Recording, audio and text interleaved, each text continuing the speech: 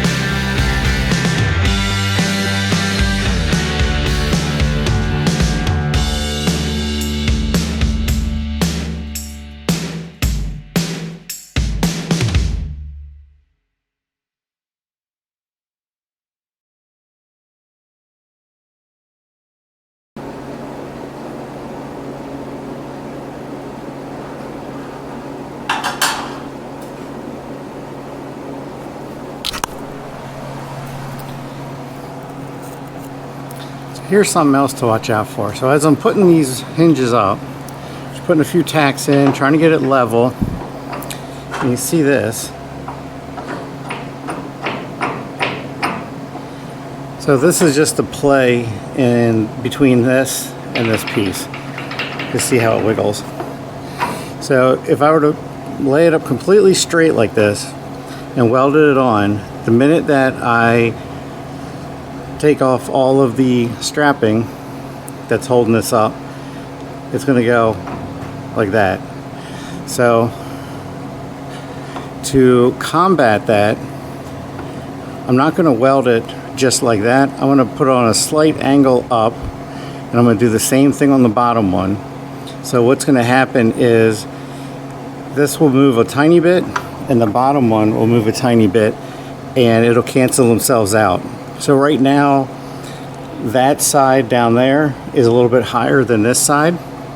So if I put it here, if I put it straight like it's supposed to be, or like you would think it was supposed to be, it's going to counteract the extra height on that, and it's actually going to dip down. So what we need to do is just kind of meet it in the middle. So put that there, and then we'll let it drop just a hair.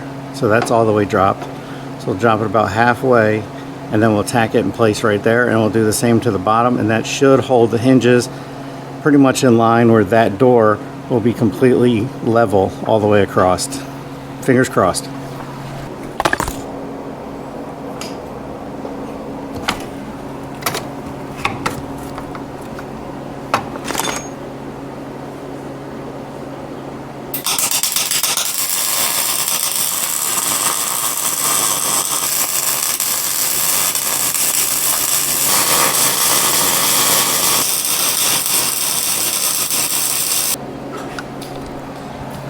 Okay, so we got a few good tacks on there. That should hold this in place. Now let's do the bottom one. Do the same thing, put a few tacks in it, get it all nice and lined up, and then from there we can take everything down, open up the door, see how it goes, and then when everything is done, then we can do all the finished welds on that. And I do know that there is a few spots on the screen that I can see, and you can probably see it on when you're watching the video, but that's just the perks of welding, having a camera in a welding shop. And I'm not sponsored at all by these people, but I do like this company, Benchmark Abrasives. I found them on Amazon, and for the price point and for how long these last, these outbeat anything that you can get from like Home Depot or Lowe's. So I've used DeWalt. And there's another brand that Home Depot sells that I've used before, and they're kind of expensive. They're like $3 or $4 a piece, and they're only 4.5 inch. So if you take your guard off of your angle grinder, like I did, you can run a 5-inch disc. You can run a 5-inch disc on this, and these things last a long time. I want to say I'm paying like maybe like $1.50 a piece for these discs.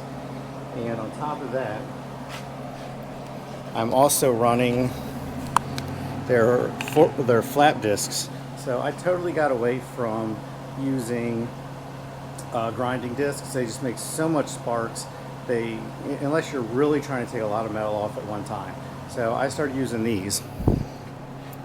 And Benchmark Abrasives, 40 grit, 4.5 inch flap discs, and they last pretty good.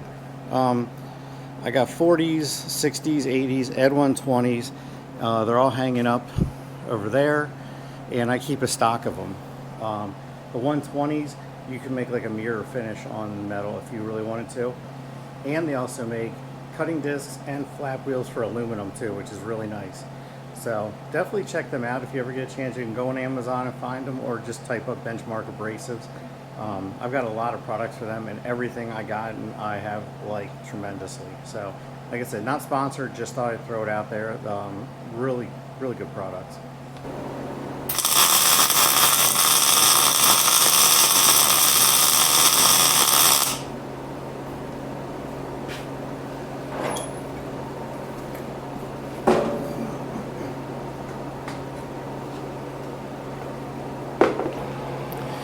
All right, so the hinges are all tacked on. So, whoops. All right, so let's loosen this up.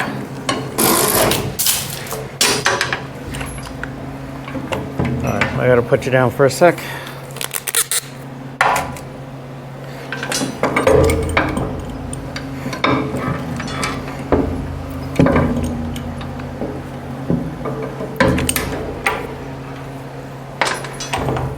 All right, there's that one. And then this one.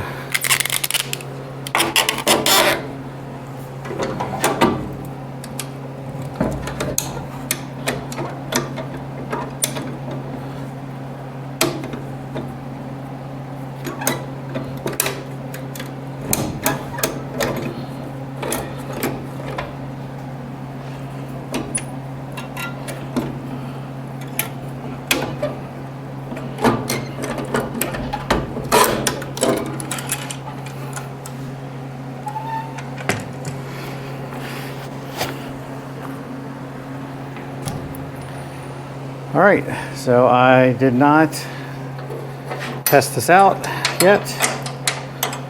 So let's see what happens. Oh, that shuts nice.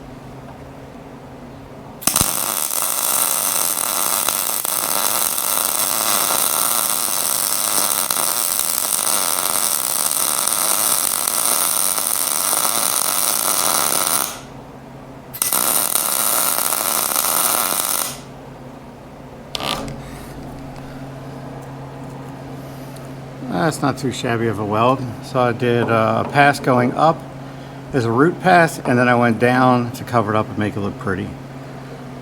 I think that'll hold. Same one down there.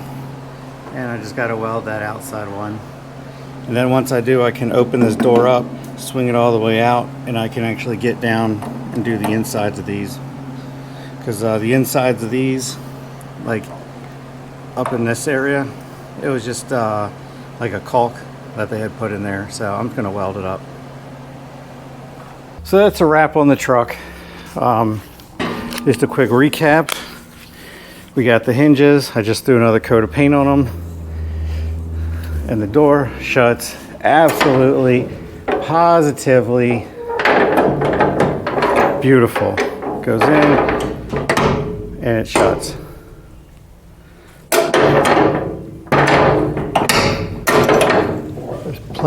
There's clearance up there. And the door is nice and tight. I think the customer will be